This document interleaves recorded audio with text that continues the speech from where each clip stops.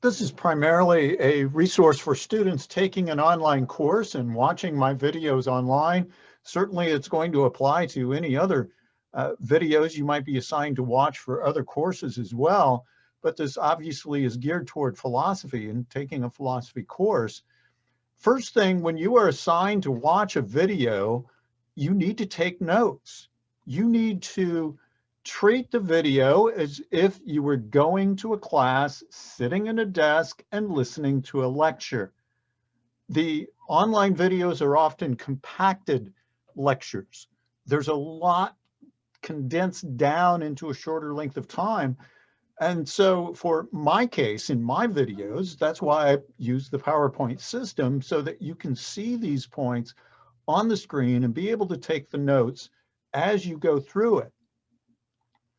And you need to review those notes within 24 hours. In fact, if you're watching in the morning, you should review it that night. If you watch it in the evening, you should review it the following morning.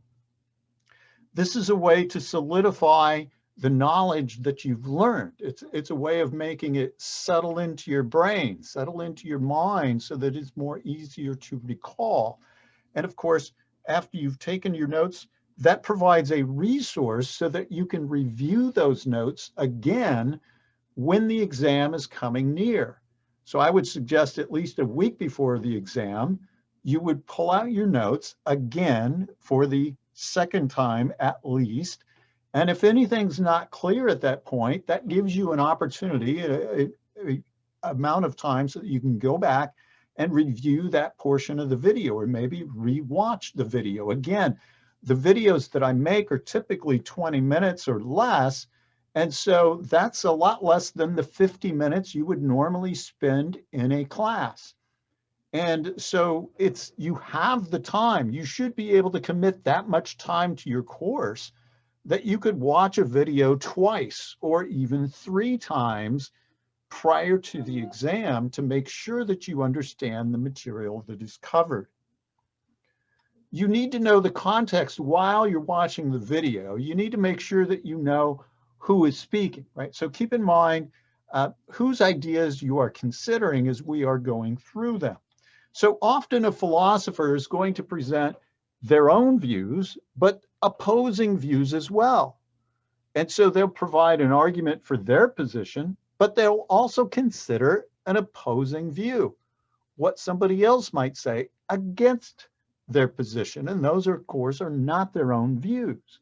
So you need to keep track of that. You need to make sure you are understanding who said what.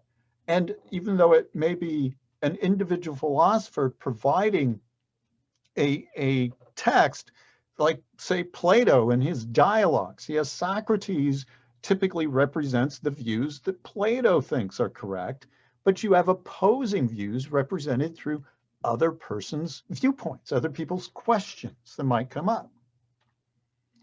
Also, you need to know the context of what's going on. So make sure you understand the big picture as you're going through the video. So what's the main point, right? What's the author trying to convince you is true?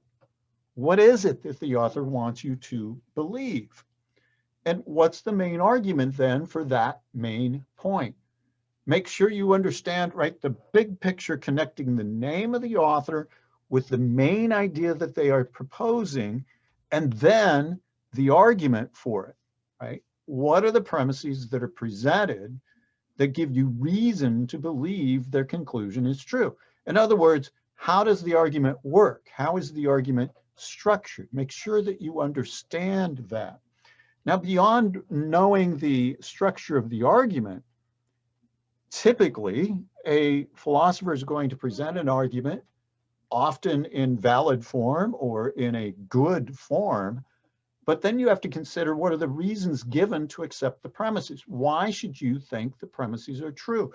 So you need to understand that as well. What arguments or what reasons were provided for thinking the individual premises were true? And so finally, you would evaluate a little bit. You would ask the question, does the argument work? Is the argument being proposed, the main argument, of the author being considered, is that argument a good argument? What criticisms might be raised against that argument? What problems might there be? Is there a flaw in reasoning? Is there a case where the premises don't really support the conclusion? Even if they were true, they don't give you reason to believe in the conclusion. Now, that's typically rare. If you're reading an article by a philosopher, they don't typically make those mistakes, but it does happen. It happens to everyone. Are there reasons then to reject or cast doubt on the premises, right? That's the final step here. And in other words, you need to be thinking like a philosopher as you're going through these philosophical videos. So hopefully that helps get the most out of the videos that you're assigned to watch.